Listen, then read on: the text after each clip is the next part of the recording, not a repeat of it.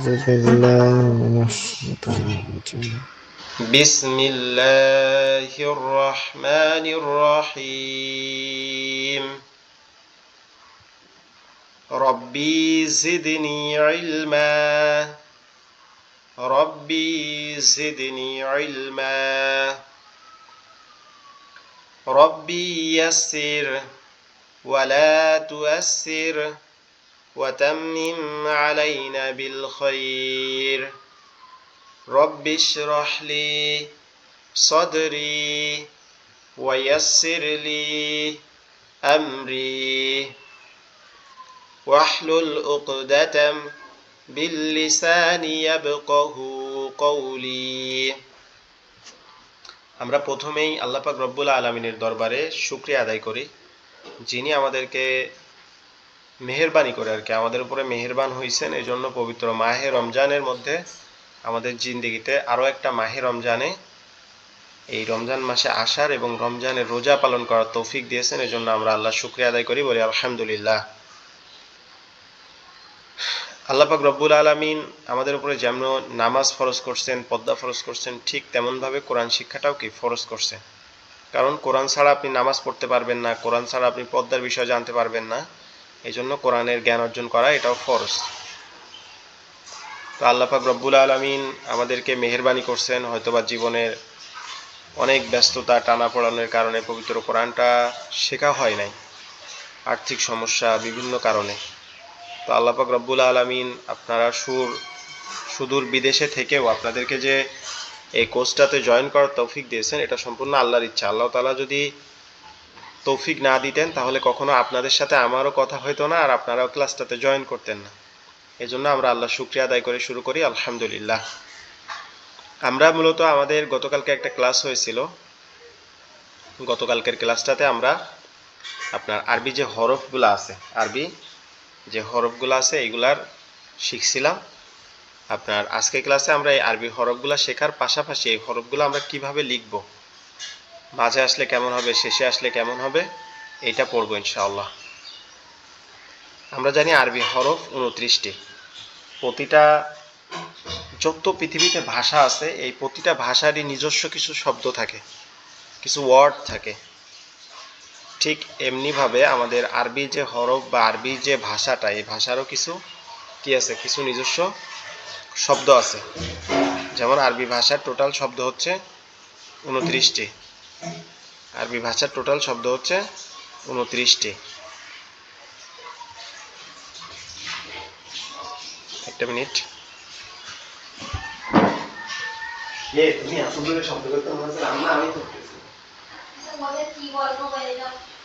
কাদের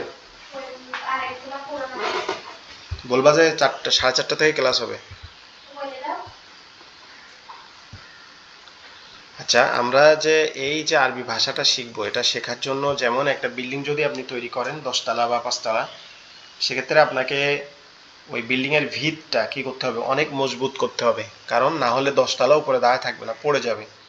তো কোরআন শেখার যে জার্নিটা, এখানে আপনাকে প্রথমে শব্দ শিখতে হবে, অক্ষরগুলা শিখতে হবে, তারপরে জবর যে শিখতে হবে, এরপরে সাকিন, তাসদিদ, গুন্না, মদ এগুলো শিখতে হবে। এগুলো উপরে কি 10 তলা 20 তলার মতো, আর নিচের ভিতটা হচ্ছে কি, নিচের ভিতটা হচ্ছে অক্ষর।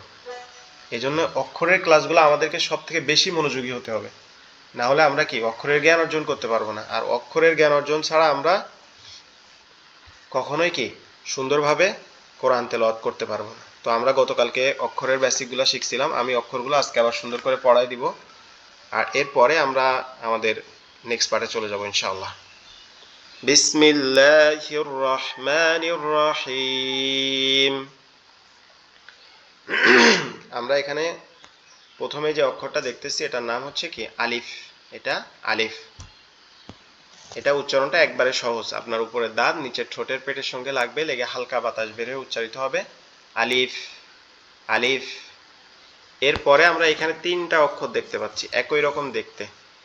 আর আরবি হরফে আরো একটা বিষয় বলে রাখি, আরবি হরফের উপরে, নিচে কিংবা পেটের ভিতরে যদি এই যে ফোঁটা মতো থাকে, এরকম একটা ফোঁটা, কোথাও 2টা ফোঁটা, কোথাও 3টা ফোঁটা, এরকম ফোঁটা থাকে, এগুলাকে কি বলে, এগুলাকে বলে নোক্তা।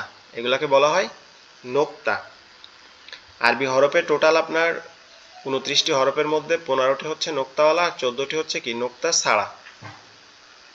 তো এই নোক্তাওয়ালা হরফের তুলনায় আপনার এই যে এইখানে আমরা দেখতে পাচ্ছি তিনটা আছে একই রকম দেখতে। এই তিনটা হরফের আমরা চেনার জন্য বলবো যে নৌকার মতো দেখতে। তার নিচে যদি একটা নোক্তা থাকে তাহলে সেটা হচ্ছে কি বা, নিচে যদি একটা নোক্তা থাকে তাহলে সেটা বা। বা, বাটা আমাদের দুই ঠোঁট থেকে উচ্চারিত হবে। এরপরে আপনার এই যে নৌকার মতো দেখতে উপরে দুইটা নোক্তা যদি থাকে তার নাম হচ্ছে কি তা, তার নাম তা, তার নাম কি তা। আবার যদি এই নৌকার মতো দেখতে উপরে কি থাকে তিনটা নোক্তা থাকে তার নাম হচ্ছে কি সা, সা। তো তাটা হচ্ছে আমাদের জিহ্বার আগা দুই দাঁতের গোড়ার সঙ্গে লাগবে, লেগে উচ্চারিত হবে তা এরকম ভাবে। আর যেটা সা আছে, সাটা হচ্ছে আমাদের জিহ্বার আগা দুই দাঁতের আগার সঙ্গে লাগবে, লেগে উচ্চারিত হবে সা, সা, সা। আচ্ছা, তাহলে এই তিনটা অক্ষর চলে গেল।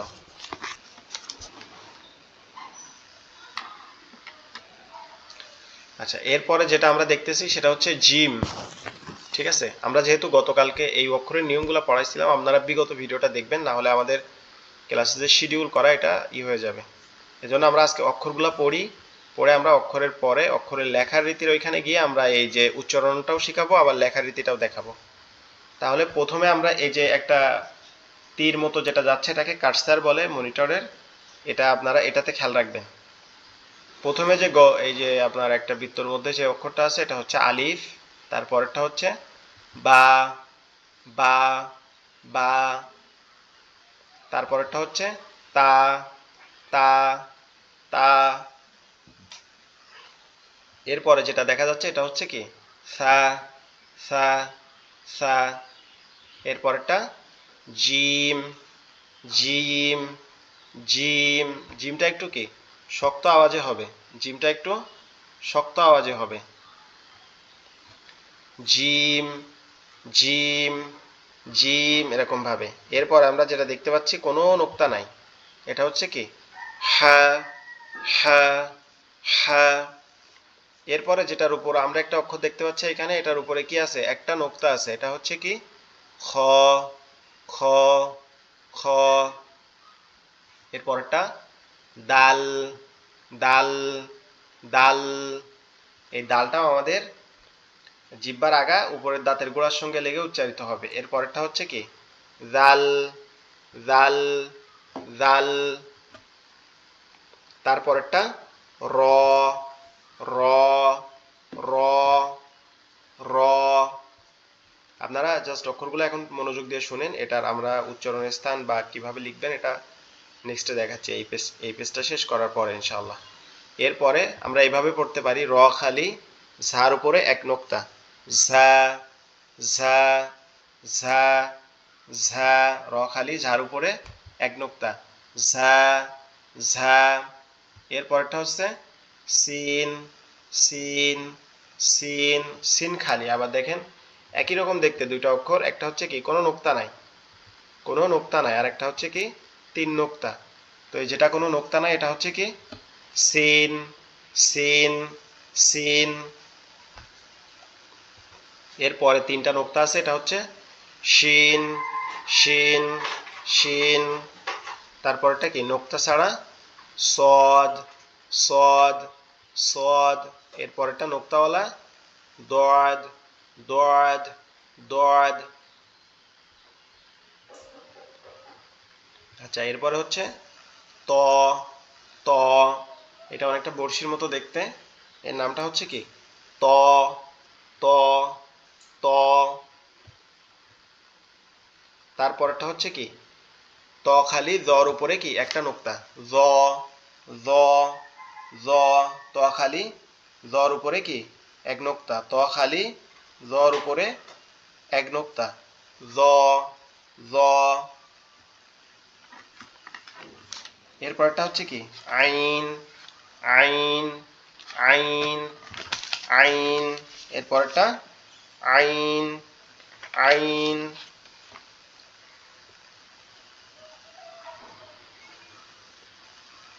আইনটাও খালি, আইনের উপরে কি নাই, কোনো নোক্তা নাই। আইনটাও কি, আইনটাও খালি, আইনের উপরে কোনো নোক্তা নাই। আইন খালি, গয়নের উপরে কি একটা নোক্তা। আইন খালি, গয়নের উপরে একটা নোক্তা। এই যেটা আমরা দেখতে পাচ্ছি এটার নাম হচ্ছে আইন, এটা কি খালি। আর এই গয়নের উপরে কি একটা নোক্তা। গইন, গইন, গইন। এরপরটা কি ফা, ফা, ফা, ফা। ফায়ের উপরে কি এক নোক্তা, নৌকার মতো দেখতে, তার উপরে একটা নোক্তা। এরপরে নৌকার মতো দেখতে উপরে কি দুইটা নোক্তা, এটার নাম হচ্ছে কি কফ, কফ, কফ, কফ। এরপরে বর্ষির মতো দেখতে, মধ্যখান পেঁচানো, দেখেন মাঝের মধ্যে কি এরকম একটা পেঁচানো দেওয়া আছে, এটাকে কি বলে কাফ, কাফ।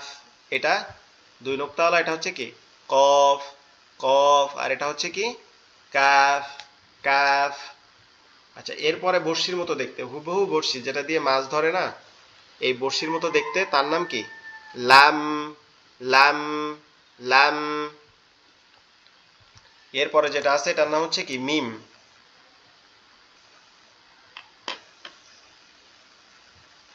এরপরে যেটা আছে সেটা হচ্ছে কি মিম, মিম, মিম। এরপরেরটা নুন, নুন, নুন। এরপরেরটা হচ্ছে কি ওয়াও, ওয়াও, ওয়াও। তারপরে এটা হচ্ছে কি দেখতে ছোট্ট, কিন্তু এর আওয়াজটা হবে কি অনেক বড়, হা, হা, হা। এরপরে এখানে যেটা আছে এটা হচ্ছে হামজা, হামজা, হামজা। অনেকটা দীর্ঘকারের মতো দেখতে বাংলায়। এরপরে সর্বশেষ অক্ষর হচ্ছে কি ইয়া, একটা মাত্র অক্ষর যার নিচে দুইটা নোক্তা থাকবে, তার নাম হচ্ছে কি ইয়া, ইয়া। ঠিক আছে।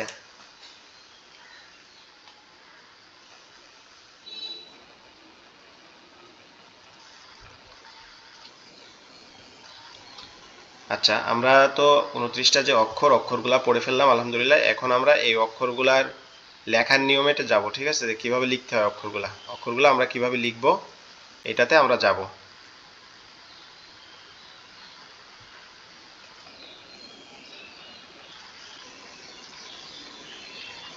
একটু 1 মিনিট অপেক্ষা করবেন, আমাদের হোয়াইট বোর্ডটা ওপেন হচ্ছে। আপনারা কি আমার কথা ঠিকভাবে শুনতে এবং বুঝতে পারতেছেন? জি জি জি, শুনতে পাচ্ছি। ওকে, মাশাআল্লাহ। আমরা আমরা এখন আপনাদের এইখানে আমরা এই হোয়াইট বোর্ডের মাধ্যমে আমরা শিখবো যে কিভাবে আমাদের যে অক্ষরগুলো আমরা এতক্ষণ পড়লাম, এটা শুরুতে আসলে কেমন হবে, শেষে আসলে কেমন হবে এবং মাঝে আসলে কেমন হবে।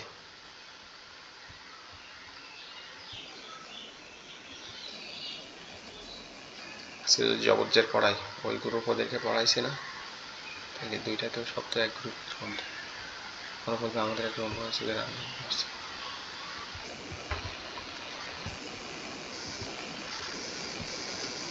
আচ্ছা, এখানে আমরা শিখছি যে প্রথম যে অক্ষরটা আছে আরবি হরফের মধ্যে সেটা হচ্ছে কি, সেটা হচ্ছে আলিফ। সেটা হচ্ছে কি আলিফ, অনেকটা এরকম দেখতে। এটা হচ্ছে কি আলিফ। এই আলিফটা যদি লেখার শুরুতে আসে, যেমন আওয়া লুন, যদি এরকম লেখার শুরুতে আসে তাহলে কারোর সাথে লাগবে না। যদি লেখার মাঝে আসে, যেমন কিতা বুন, এখানে কি লেখার মাঝে আসছে, কিন্তু এখানে কিন্তু কারোর সাথে কি নেই, লেগে নেই। এখানে কারোর সাথে কিন্তু লেগে নেই, লেখার মাঝে আসছে কিন্তু কি হয়েছে, কারোর সাথে লাগে নাই, পৃথকভাবে বসছে। তো তাহলে আমরা বুঝলাম কি, যদি আলিফ হরফটা লেখার শুরুতে আসে তাহলে পৃথকভাবে বসবে, কারোর সাথেই লাগবে না। যদি লেখার মাঝে আসে তাহলে সে তার ডান দিকের হরকতে, ডান দিকের অক্ষরের সঙ্গে লাগবে। কিন্তু এটা মনে রাখতে হবে কি, আলিফ কখনো তার বাম দিকের হরফের সাথে লাগে না। এখন মনে রাখার দরকার নাই, আপনারা জাস্ট খেয়াল করেন, একটু খেয়াল করে মনোযোগ দিয়ে ক্লাসটা দেখেন। আমি নেক্সটে আমরা যতগুলা ক্লাস করব এখানে আমি বারবার আপনাদেরকে স্মরণ করাই দিব যে কোনটা কেমনে হবে। এরপরে হচ্ছে এই যে নৌকার মতো দেখতে, নৌকার মতো দেখতে, নৌকার মতো দেখতে যদি নিচে একটা নোক্তা থাকে, নৌকার মতো দেখতে যদি নিচে একটা নোক্তা থাকে, তাহলে তার নাম কি, তার নাম বা, তার নাম বা। নৌকার মতো দেখতে যদি নিচে একটা নোক্তা থাকে তার নাম বা। বা, এটা যদি আপনার লেখার শুরুতে আসে এরকম একটা দাঁতের মতো আসবে, লেখার মাঝে আসলে এমন একটা দাঁত, এবং শেষে আসলে এরকম একটা পরিপূর্ণ অক্ষর। অর্থাৎ শেষে এসে যদি নিচে একটা এরকম বড় একটা নৌকার মতো এসে তার নিচে যদি একটা নোক্তা থাকে তাহলে আমরা বুঝবো কি এটা বা। আবার যদি এরকম একটা দাঁতের নিচে একটা নোক্তা থাকে তখন কি বুঝবো এটাও বা। আবার এরকম যদি এর মাঝখানে একটা দাঁত আছে, অর্থাৎ এদিকে একটা অক্ষর আছে আবার এদিকে একটা অক্ষর আছে, এদিকে একটা অক্ষর এদিকে একটা অক্ষর আর এই মাঝে একটা দাঁত, তার নিচে কি একটা নোক্তা যদি থাকে তাহলে সেটা কি, সেটা হবে বা। তাহলে বাটা কি আপনারা সকলে বুঝছেন? আশা করি বুঝতে পারছেন ইনশাআল্লাহ। এরপরে এই বাটা, বার সাথে আরো একটা মিল আছে, সেটা হচ্ছে কি একই রকম দেখতে, সেটা হচ্ছে তা।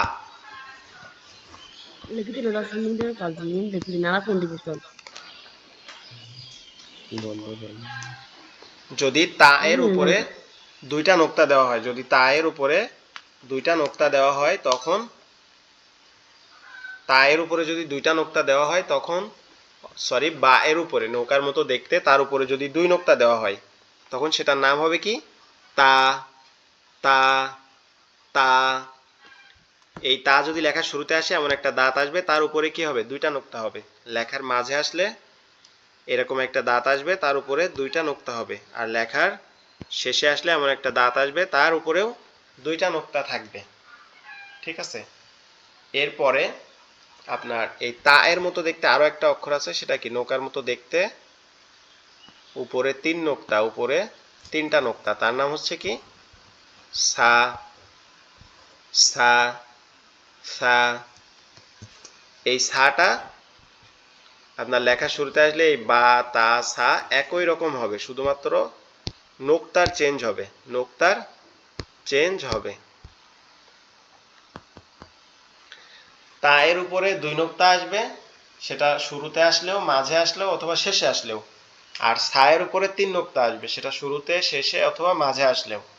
কিন্তু বা এর নিচে আসবে, বা এর নোক্তাটা কোথায় আসবে, নিচে আসবে। তাহলে আলহামদুলিল্লাহ আমরা আলিফ বা তা সা দেখলাম। এখন আমরা দেখব হচ্ছে জিম হা খ।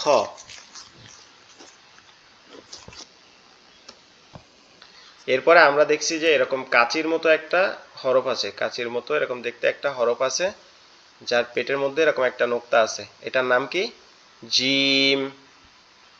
জিম। জিম।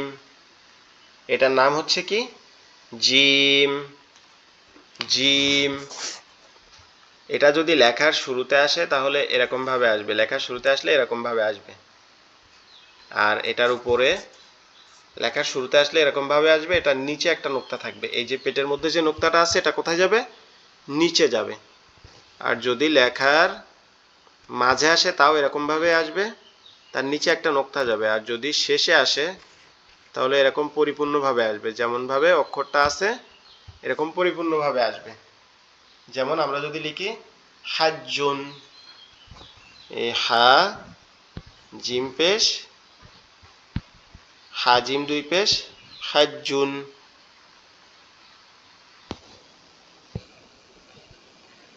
আমরা যদি হাজ্জুন লিখি তাহলে এটা কি, এটা হচ্ছে হা। হাটা কেমন আমরা শিখবো, কিন্তু জিমটা শেষে আসছে এজন্য পরিপূর্ণ আসছে, এটা একটু মনে রাখেন।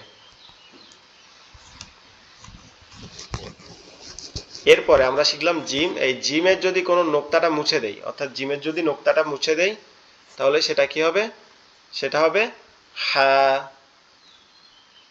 তাহলে আমরা শিখছি কাচির মতো দেখা যায়, যদি পেটের মধ্যে একটা নোক্তা থাকে তাহলে সেটা কি জিম। আর যদি নোক্তা না থাকে তাহলে সেটা কি হা। নোক্তা না থাকলে সেটা হা। আর যদি উপরে একটা নোক্তা থাকে সেটা কি হবে, সেটা হবে খ। সেটা হবে কি খ। সেটা হবে খ।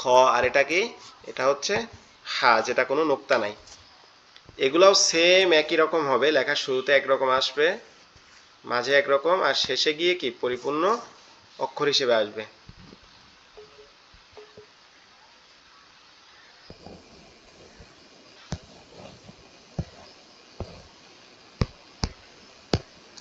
হায়ের ক্ষেত্রে কি হবে, হায়ের কোনো জায়গায় কোথাও কোনো নোক্তা হবে না, না উপরে না নিচে, কোথাও নোক্তা হবে না। হা হচ্ছে কি খালি, কোনো নোক্তা নাই।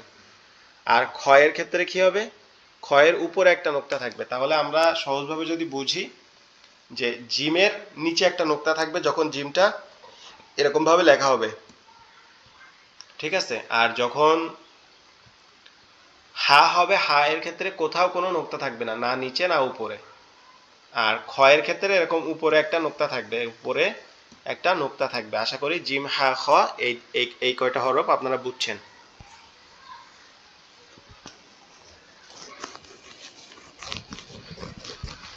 ওকে, এরপরে আমরা আরো 4টা হরফ একসাথে শিখব।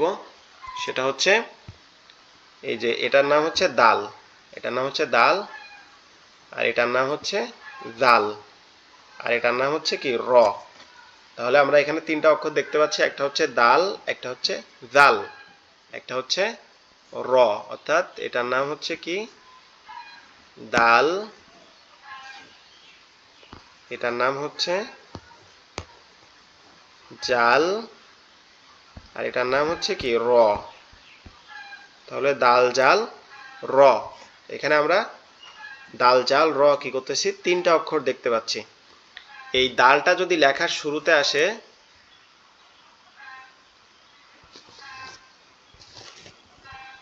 এই দালটা যদি লেখার শুরুতে আসে তাহলে কি হবে, এটা কারোর সাথে লাগবে না। কিন্তু যদি লেখার মাঝে আসে, অর্থাৎ এরকম, যদি এরকম লেখার মাঝে আসে তখন কি হবে, তার ডান দিকের হরফের সাথে লেগে থাকবে। যদি লেখার মাঝে আসে তখন ডান দিকের হরফের সাথে লেগে থাকবে। এই জালের ক্ষেত্রেও একই, জালের ক্ষেত্রেও একই। জালটা লেখার শুরুতে আসলে কি হবে, কারোর সাথে লাগবে না। লেখার শুরুতে আসলে কারোর সাথে লাগবে না। কিন্তু যদি লেখার মাঝে আসে, যেমন যদি বিদা, এই বা এটা জাল, এই লাম কাপ, যদি এরকম আসে যে লেখার মাঝে আসছে, অর্থাৎ শুরুতে একটা অক্ষর আছে তারপরে আসছে, তখন সে তার ডান দিকের হরফটার সাথে লেগে থাকবে, ডান দিকের হরফটার সাথে লেগে থাকবে। অর্থাৎ আমরা যদি জালকে এরকম লেখার শুরুতে আনি তাহলে কি হবে না, সেটা কারোর সাথে লেগে থাকবে না। কিন্তু যদি লেখার এরকম মাঝে আনি তাহলে সে লেগে থাকবে, অর্থাৎ তার ডান দিকের হরকতের সাথে, ডান দিকের হরফের সাথে। এই রটাও একই রকম, এই রটাও একই রকম। যেমন যদি আমরা লিখি রসুলুন, র সিন ওয়াও লাম দুই পেশ লুন, রসুলুন। এই র যদি লেখার শুরুতে আসে সেক্ষেত্রে কারোর সাথে লাগবে না। কি হবে, সে একা থাকবে, পৃথক থাকবে। কিন্তু যদি এগুলা জাস্ট আপনারা মনে রাখবেন এইটুকুই, মানে যে আপনাদের মুখস্থ করতে হবে এমন না, আপনারা একটু খেয়াল রাখেন এটা। যদি লেখার মাঝে আসে তাহলে কি হচ্ছে, সেটা কারোর সাথে কি হচ্ছে না, লাগতেছে না র। কিন্তু যদি লেখার আপনার যদি লেখার মাঝে আসে, অর্থাৎ প্রথমে একটা হরফ আছে তারপরে একটা হরফ সাথে আসছে, সেক্ষেত্রে সে লেগে থাকবে। কিন্তু যদি সে লেখার শুরুতে আসে তখন কারোর সাথে লাগবে না। আর র হচ্ছে খালি, ঝাড় উপরে কি এক নোক্তা, এটা হচ্ছে র, রটা হচ্ছে খালি, রটা হচ্ছে খালি। আর ঝাড় উপরে কি এক নোক্তা, ঝাড় উপরে এক নোক্তা। রটা হচ্ছে খালি, ঝাড় উপরে এক নোক্তা। এখন ঝা যদি এমন আসে যে জাইতুন,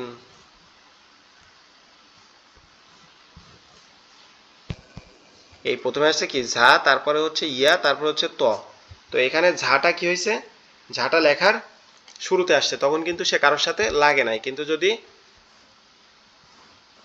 আজু বুন এমন যদি আসে, যে প্রথমে একটা কি আছে লাম আছে তারপরে ঝা আসছে, তখন সে তার ডান দিকের হরফটার সাথে লেগে থাকবে, সে তার ডান দিকের হরফটার সাথে লেগে থাকবে। কিন্তু সে কখনোই কি হবে না, তার বাম দিকের হরফের সাথে সে লাগবে না, বাম দিকের হরফটার সাথে কি হবে না, সে লাগবে না, শুধুমাত্র সে তার ডান দিকের হরফের সাথে লাগবে।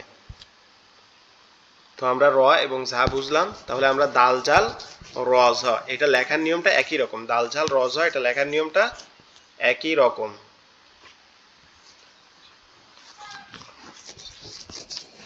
এরপরে আমরা লিখব সিন এবং শিন। এরপরে আমরা দেখব সিন এবং শিন, এরকম 3 দাঁত, এই অক্ষরটার নাম হচ্ছে কি সিন। 3 দাঁতওয়ালা এই অক্ষরটার নাম হচ্ছে সিন।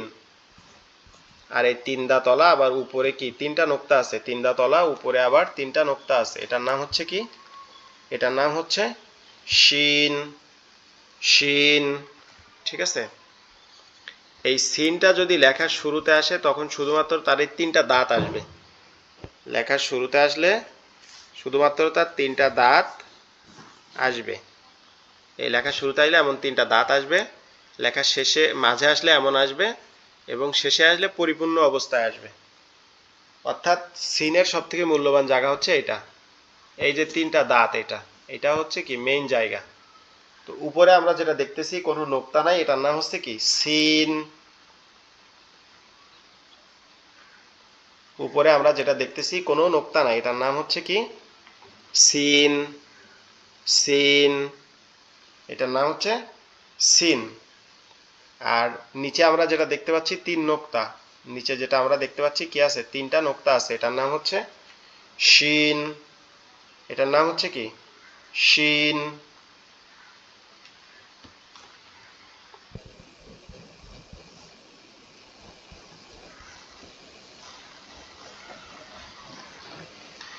এই সিন এবং শিনের লেখার নিয়মটা সম্পূর্ণ একই, শুধুমাত্র পার্থক্য কোথায়, নোক্তার ক্ষেত্রে। সিন খালি আর শিনের উপরে কি 3 নোক্তা। সিন খালি, শিনের উপরে 3 নোক্তা।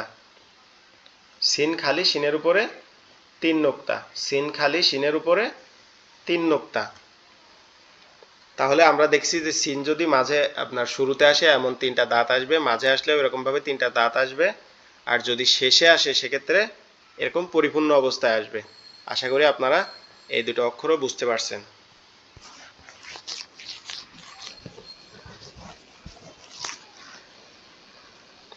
এরপরে আমরা শিখব হচ্ছে সদ দত। সদ এবং দত, এই যেটা আমরা দেখতে পাচ্ছি এটার নাম হচ্ছে কি সদ, যেটা খালি কোনো নোক্তা না এটার নাম হচ্ছে সদ, আর যেটা একটা নোক্তা আছে এটার নাম হচ্ছে কি দদ। দদ, এটার নাম দদ। দদ,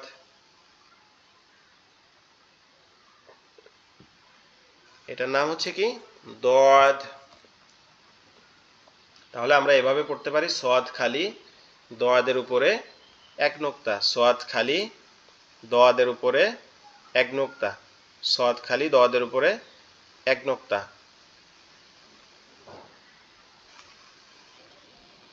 সদ খালি, দদের উপরে এক নোক্তা।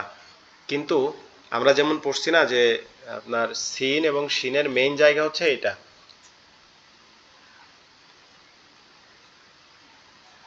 সিন এবং শিনের মেইন জায়গা হচ্ছে কোনটা, এটা। তেমনি ভাবে সদ এবং দদের মেইন জায়গাটা হচ্ছে কি এইটা। লেখার শুরুতে আসলে এইভাবে আসবে, লেখার মাঝে আসলেও এইভাবে আসবে। লেখার শুরুতে আসলে এইভাবে আসবে, লেখার মাঝে আসলেও এইভাবে আসবে, আর লেখার শেষে আসলে তখন এরকম পরিপূর্ণ অবস্থায় আসবে। লেখার শেষে আসলে তখন এরকম ভাবে পরিপূর্ণ অবস্থায় আসবে।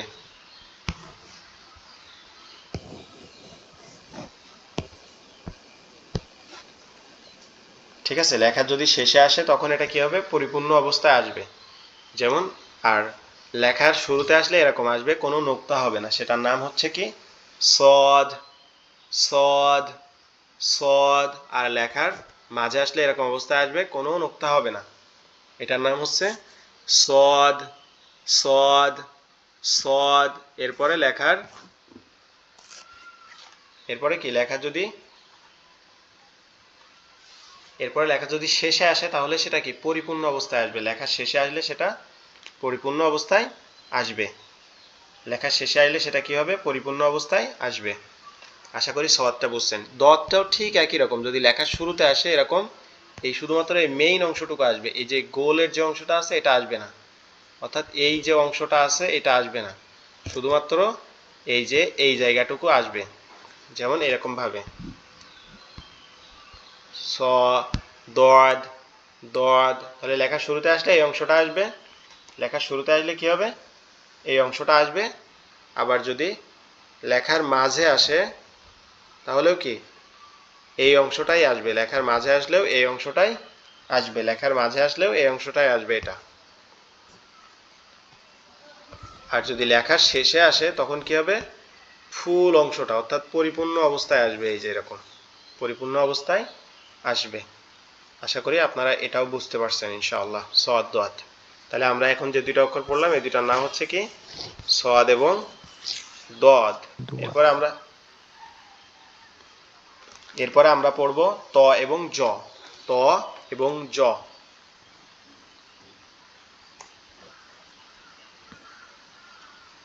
এটা হচ্ছে কি ত, আর এটা হচ্ছে জ। আচ্ছা, আপনারা যারা ক্লাসটা জয়েন করছেন, ক্লাসটাকে আপনারা বুঝতেছেন, পড়াগুলো কি বুঝতে পারছেন? জি জি ভাই। ওকে, কোনো প্রশ্ন থাকলে জিজ্ঞেস করবেন, ঠিক আছে? জি। ওকে।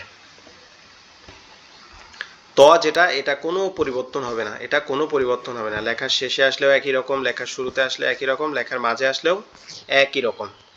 জটাও একই রকম, আপনার এটার কোনো পরিবর্তন নেই, মানে এর চুল পরিমাণ কোনো পরিবর্তন হবে না। লেখার শুরুতে যেমন, লেখার শেষে যেমন, লেখার মাঝেও ঠিক তেমনই।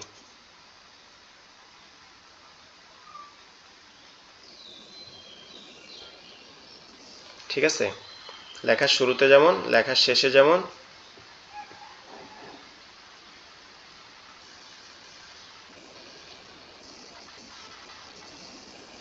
লেখার শুরুতে যেমন, লেখার শেষে যেমন, লেখার মাঝেও ঠিক একই রকম, কোনো পরিবর্তন হবে না। তো তটা কোথা থেকে উচ্চারণ হবে এটা একটু বলে দেয়। তটা আমাদের জিহ্বার আগা সামনের দুই দাঁতের, সামনের উপরের দুই দাঁতের গোড়ার সঙ্গে লাগবে। জিহ্বার আগা সামনের উপরের দুই দাঁতের গোড়ার সঙ্গে লাগবে, লেগে নরম আওয়াজে উচ্চারিত হবে ত, ত, ত। ঠিক আছে, এরপরে যেটা জ আছে, এই জটা হচ্ছে আমাদের জিহ্বার আগা সামনের দুই দাঁতের আগার সঙ্গে লাগবে, লেগে উচ্চারিত হবে জ, জ, জ, এভাবে। আচ্ছা, এই ত জয়ের সাথে আমরা অন্য আরো কিছু হরফ অ্যাড করি, দেখি আপনারা বুঝেন কিনা। আমরা এখানে লিখলাম ত, এখানে লিখলাম বা, এখানে আলিফ। ত বা আলিফ, তারপরে লিখলাম সা, জিম, হা। সা, জিম, এটা হচ্ছে হা। এখন এই অক্ষরগুলা দেখে আপনারা কি চিনতে পারছেন? এনামুল ভাই আপনি একটু পড়েন তো এখান থেকে এই অক্ষরগুলা, দেখি চিনতে পারছেন কিনা। ত, বা, আলিফ, সা, জিম, হা। আচ্ছা, বোঝা যায়। আচ্ছা, ইকরামুল জি ভাই বোঝা আপনি যায়। পড়েন তো।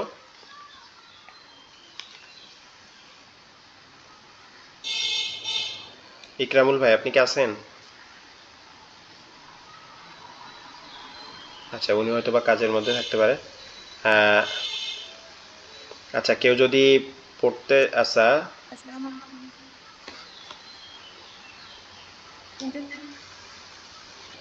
আচ্ছা আমরা পড়াটা আজকে কালকের থেকে আপনাদের থেকে প্রত্যেকের থেকে পড়া নিব, ঠিক আছে? যেহেতু আজকে আমরা প্রথম যে করছি, গতকালকে জয়েন করছিলাম, কিন্তু মেইন ক্লাসটা আজকের থেকে শুরু হচ্ছে, সেহেতু আমরা হুজুর আমার কথা শুনতে পাচ্ছেন?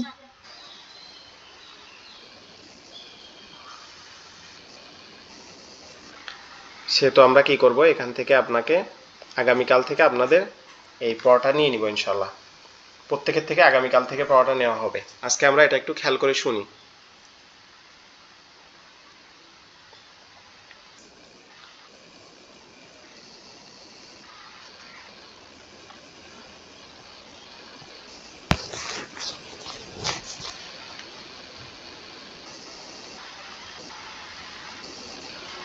ওকে, আমরা তাহলে কি শিখলাম?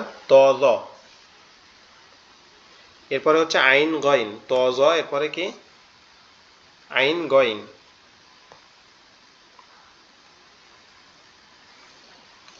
আইন, এটার নাম হচ্ছে,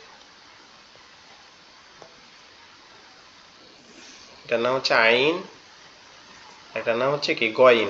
যদি উপরে একটা নোক্তা থাকে তাহলে এটার নাম হচ্ছে গইন, আর যেটা নোক্তা ছাড়া সেটার নাম হচ্ছে কি আইন, সেটার নাম আইন। অর্থাৎ উপরে একটা নোক্তা থাকলে সেটার নাম হচ্ছে গইন, আর উপরে কোনো নোক্তা না থাকলে সেটার নাম হচ্ছে কি আইন। এই আইনটা যদি লেখার শুরুতে আসে সেক্ষেত্রে এরকম ভাবে আসবে, লেখার শুরুতে আসলে এমন ভাবে আসবে লেখার মাঝে আসলে এরকম ভাবে আসবে এবং লেখার শেষে আসলে এরকম ভাবে আসবে।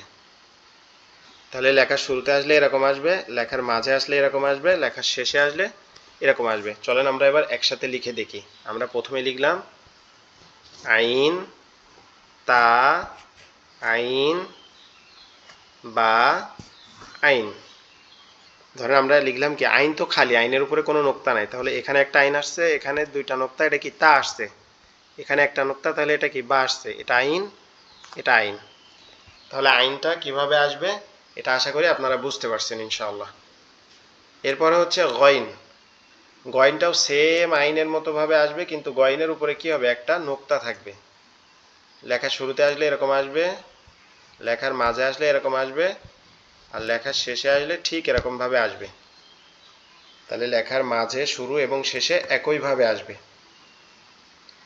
এবার এটাও লেখার ক্ষেত্রে একই রকম হবে, যেমন আমরা যদি এইখানে উপরে একটা করে নোক্তা দিয়ে দেই, তাহলে এটা কি হয়ে গেল, গইন হয়ে গেল। যেমন গইন, তা, গইন, বা, গইন। তাহলে আমরা এখন শিখলাম আইন এবং গইন। আমরা এখন শিখলাম আইন এবং গইন, আইন এবং গইন।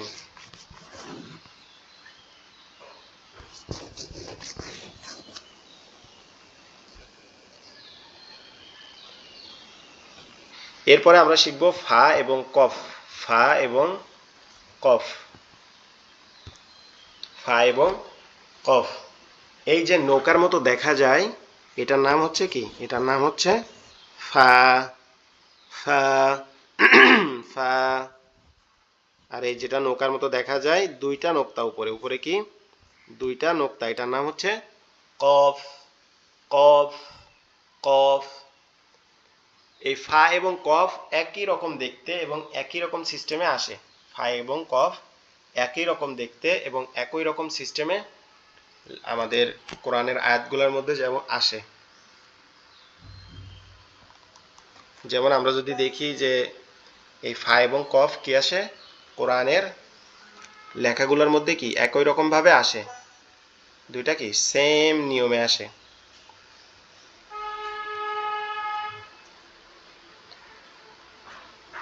তো এই ফা যদি লেখার শুরুতে আসে তাহলে এর মাথায় এরকম একটা থাকবে, লেখার মাঝে থাকলে এরকম, লেখার পরে আসলে পুরা ফুল আসবে এমন ভাবে। লেখার শুরুতে আসলে এরকম আসবে, লেখার শেষে আসলে এরকম, লেখার মাঝে থাকলে এরকম আসবে।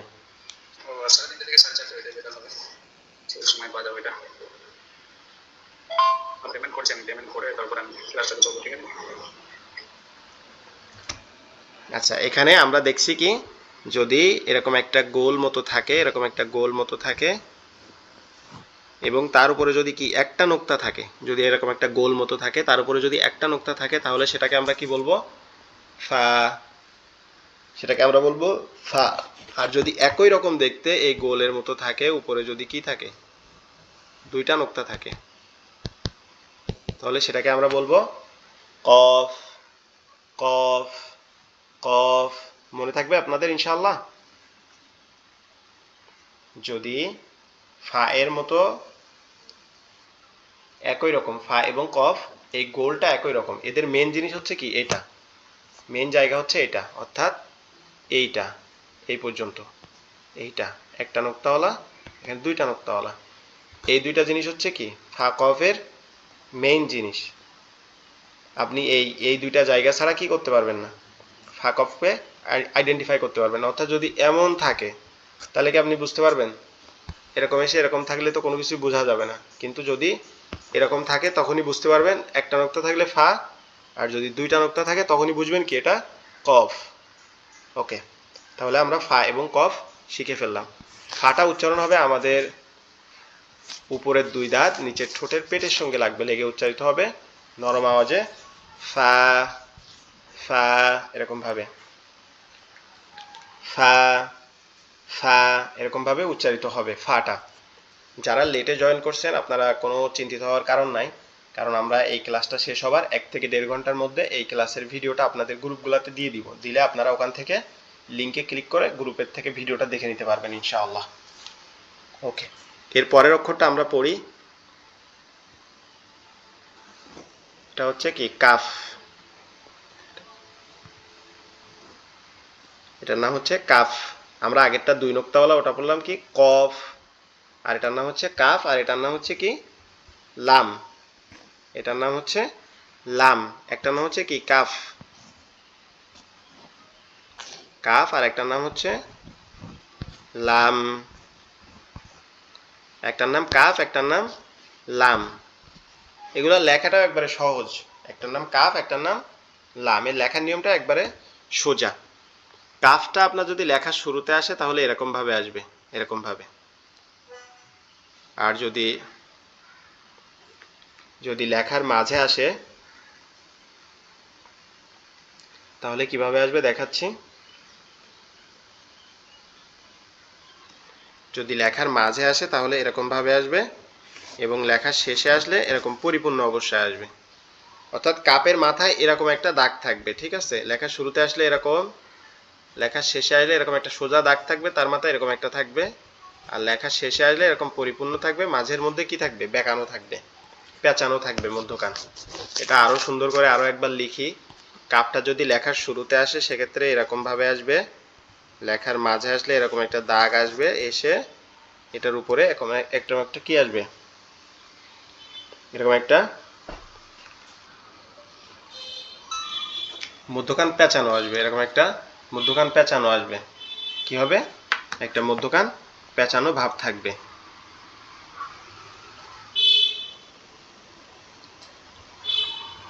এরকম একটা মধ্যখান পেঁচানো ভাব থাকবে। তাহলে কাপটা শুরুতে আসলে এরকম, মাঝে আসলে এরকম, এবং শেষে আসলে এরকম।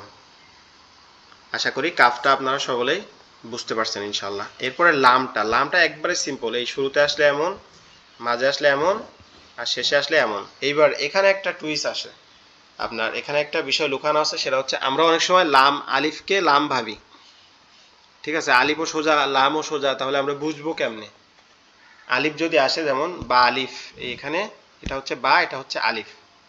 আবার যদি বা আলিফ বা লিখি তাহলে এইখানে শেষে গিয়ে এরকম বা আলাদা হবে। যেমন এটা যদি জবর যেই দেয় তাহলে কেমন হয়, বা বুন, এরকম ভাবে বাবুন উচ্চারণ করা যায়। কিন্তু এখানে যে বিষয়টা খেয়াল করা সেটা হচ্ছে আলিফ তার বাম দিকের কোনো হরফের সাথে লাগে না কখনো, আলিফ তার বাম দিকের কোনো হরফের সাথে কখনো লাগে না। কিন্তু লামটা যদি এখানে হয় বা লাম বা, দেখছেন, বা লাম বা, এটা কি লাম তার দুই দিকের হরফের সাথে লাগে, ডান দিকের হরফের সাথেও লাগে, আবার বাম দিকের হরফের সাথেও লাগে। আশা করি এটা বুঝতে পারছেন। এই যে এটা যেটা লিখছি, এটা যদি এমন হইতো যে লাম আলিফ, তাহলে কি হইতো, লাম আলিফ লাম হইলে এরকম হইতো। আর লাম আলিফকে আরো একভাবে লেখা যায়, সেটা হচ্ছে এই লাম, আর এটা হচ্ছে কি আলিফ, লাম আলিফ। আরো একভাবে লেখা যায়, সেটা হচ্ছে এটা হচ্ছে লাম, এই সাইডের এটা হচ্ছে কি, এটা হচ্ছে লাম, আর এটা হচ্ছে আলিফ। তাহলে আশা করি বুঝতে পারছেন ইনশাল্লাহ। লাম আলিফটা যতভাবে আসতে পারে এটা আপনাদের দেখালাম, কাফ এবং লাম আলিফ। এরপরে একটা হরফ আছে, সেটা হচ্ছে কি মিম। এটাও একবারে সহজ এবং উচ্চারণটা খুবই সহজ। আচ্ছা, কাফের উচ্চারণটা বলে দেই। কাফটা হচ্ছে জিহ্বার আগা উপরের তালুর সঙ্গে লাগবে, জিহ্বার আগা উপরের তালুর সঙ্গে লাগবে, লেগে নর্মাল ভাবে উচ্চারণ হবে, একটু বাতাস বের হবে, কাফ কাফ কাফ। এবং লামটা এক জায়গা থেকে জিহ্বার আগা উপরের তালুর সঙ্গে লাগবে, লেগে উচ্চারিত হবে লাম লাম, এরকম ভাবে। আচ্ছা, তাহলে আমরা কাফ এবং লাম শিখলাম। এরপর হচ্ছে মিম।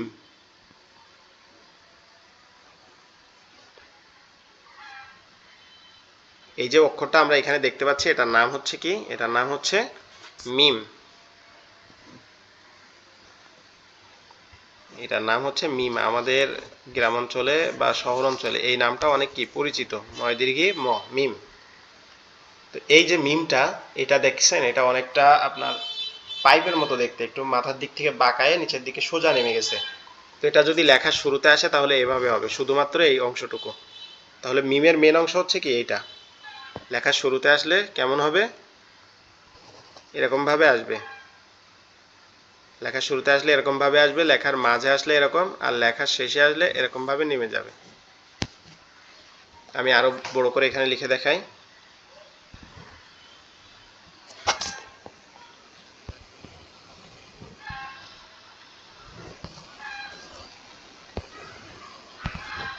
এখানে তিনটা মিম আছে, এটা শুরুতে আসলে এরকম, মাঝে আসলে এরকম, শেষে আসলে এরকম হয়ে তার নিচে নেমে যাবে। ঠিক আছে, তাহলে আর মিমটা উচ্চারণটা কোথায় হবে? মিমটা আমাদের দুই ঠোঁট একত্রে লেগে ঠোঁটের নরম জায়গা থেকে উচ্চারিত হবে, মিম মিম এরকম ভাবে।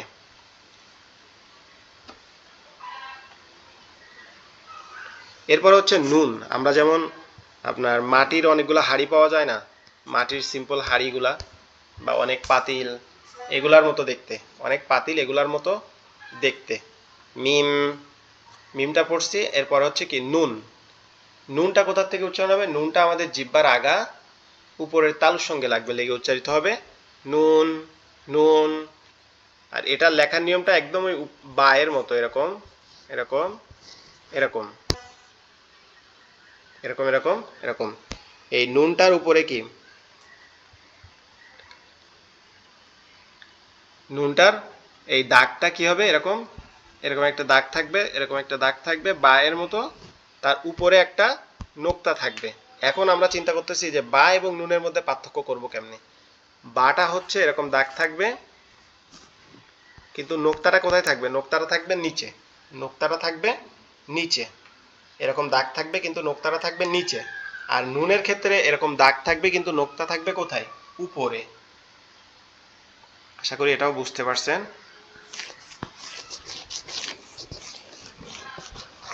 আর আমাদের তিনটা অক্ষর বাকি আছে এই এই এই পার্ট থেকে, সেটা হচ্ছে কি ওয়াও। একটা আছে কি ওয়াও। এটা আমরা ওই যে প্রথমে পড়ছিলাম না যে কিছু অক্ষর আপনার এমন হয় যে লেখার শুরুতে আসবে, কারোর সাথে লাগবে না, যেমন ওয়াহিদুন, ওয়াহিদুন, ওয়াও আলিফ হা দাল। ওয়াও লেখার শুরুতে আসলে কারোর সাথে লাগবে না। তারপরে যদি লেখার মাঝে আসে, যেমন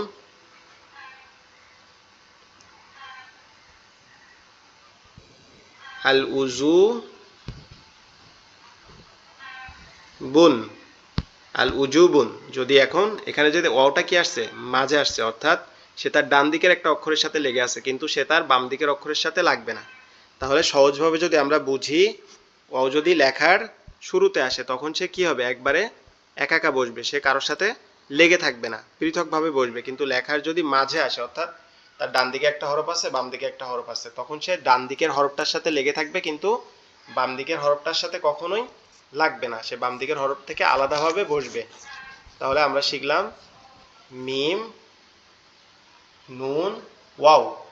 এরপরে আমরা শিখবো হা। হা, আমরা উপরে একটা হা শিখছি, উপরে একটা হা শিখছি, সেটা হচ্ছে কি এরকম দেখতে, কোনো নোক্তা নাই, জিমের মতো দেখতে, কোনো নোক্তা নাই। এই হাটা বলা হয় হাই হাওয়াজ, অর্থাৎ এটা বড় হা, কিন্তু এটার আওয়াজটা কেমন হবে? চেপে, হা হা হা এরকম হবে। আর এটা কেমনে আসবে? এখান থেকে এরকম লিখতে হবে, এরকম লিখতে হবে, এবং লেখা শেষে আসলে এরকম ভাবে লিখতে হবে। কিন্তু এই যে হাটা, এটা যদি লেখার শুরুতে আসে সেক্ষেত্রে আপনার এরকম ভাবে আসবে, লেখার শুরুতে আসলে।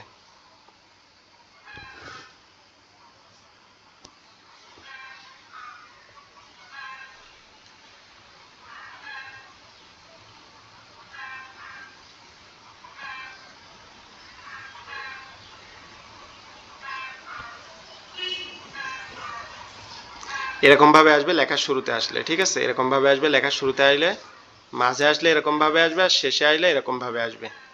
যেমন আমরা লিখি না আল্লাহু, এই যে আল্লাহ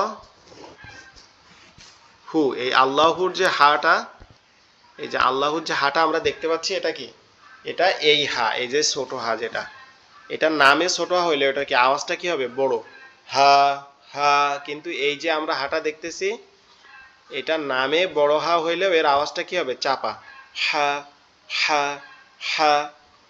নাম আর কাজের দিক থেকে দুইটা কি পৃথক। তো এই হাটা আমি আরো স্পষ্ট করে লিখে দিই যাতে আপনাদের বুঝতে সুবিধা হয়। হাটা যদি লেখার শুরুতে আসে তখন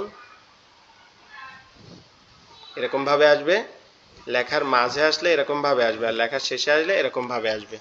আমরা নেক্সটের ক্লাসগুলোতে এটা আরো সুন্দরভাবে দেখাবো ইনশাআল্লাহ।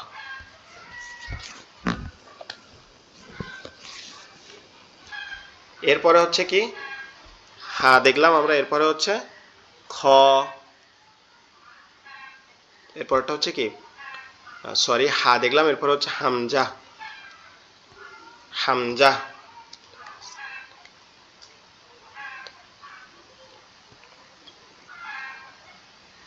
এরপরে আমরা দেখতে পাচ্ছি সেটা হচ্ছে কি হামজা। এটা অনেকটা আমরা যে দীর্ঘকার লিখি না, এরকম ভাবে যে লিখি,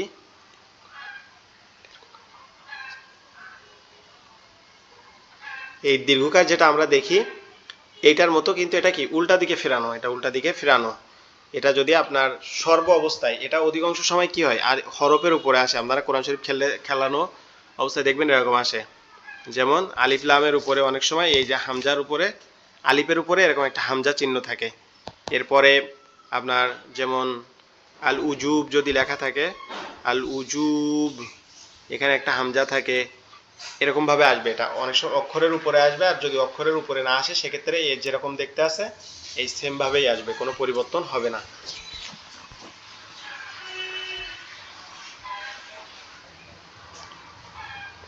এরপরে হচ্ছে আপনার ইয়, এরপরে আরবি হরফের সর্বশেষ অক্ষর সেটা হচ্ছে কি ইয়, আরবি হরফের সর্বশেষ অক্ষর সেটা হচ্ছে কি ইয়,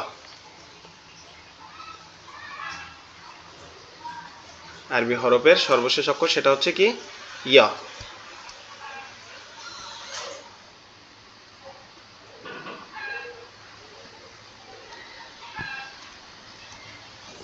এই যে ইয়, এটা এভাবে দেখতে কি এরকম,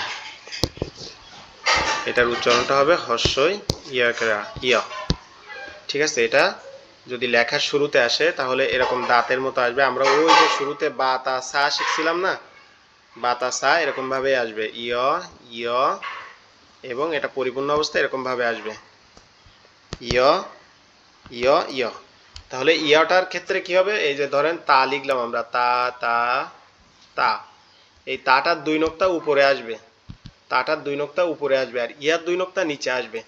নিচে নোক্তা আসে এমন তিনটা হরফ, নিচে নোক্তা আসে এমন তিনটা হরফ, একটা হচ্ছে বা, একটা হচ্ছে জিম, আর একটা হচ্ছে কি ইয়, বা জিম এবং ইয়, বা জিম এবং ইয়, বা জিম এবং ইয়। আশা করি আল্লাহর রহমতে আপনারা এগুলা সকলেই বুঝতে পারছেন।